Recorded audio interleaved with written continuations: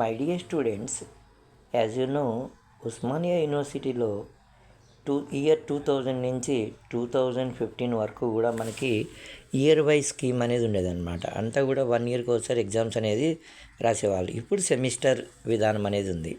అయితే ఇయర్ 2000 నుంచి 2015 వరకు ఎవరైనా సరే బ్యాక్లాగ్ పేపర్స్ కానీ వాళ్ళకి కానీ ఉన్నట్లయితే ఇప్పుడు ఉస్మానియా యూనివర్సిటీ వారు ఒక గొప్ప అవకాశం అనేది ఇస్తున్నారనమాట. వన్ టైం చాయిస్ అంటారనమాట. ఎవరిదైనా కానీ మీకు బ్యాక్లాగ్ కానీ ఉన్నట్లయితే మీరు అప్పుడు చదివినప్పుడు ఏవైతే పేపర్స్ ఉన్నాయో, ఫైనల్ ఇయర్ వరకు మీరు ఏవైతే పేపర్స్ అనేవి చదివారో ఆ పేపర్స్లోనే ఎగ్జామ్ కండక్ట్ చేయడం అనేది జరుగుతుంది అనమాట. ఉదాహరణకి ఒక బీకామ్ ఫైనల్ ఇయర్ స్టూడెంట్ ఉంటారు. వాళ్ళకి ఫైనల్ ఇయర్లో అడ్వాన్స్ కార్పొరేట్ అకౌంట్స్ అనేది ఉండేది. ఇప్పుడు ఆ పేపర్ లేదు యాక్చువల్గా సెమిస్టర్ విధానంలో.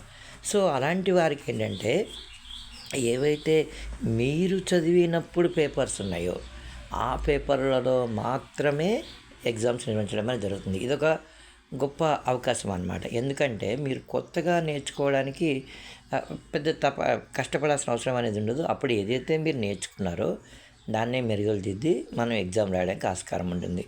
ఎందుకంటే చాలామంది ఆ టైం పిల్లలంటే ఇప్పటికి అందరూ కూడా ఉద్యోగాలు చేస్తూ ఉంటారు.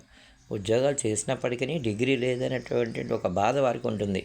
అలాంటి వారికి ఇదొక సదవకాశం. అయితే చాలామంది ఫీజు కట్టేస్తున్నారు, ప్రిపేర్ కాకుండా ఏదో రాసేస్తున్నారు.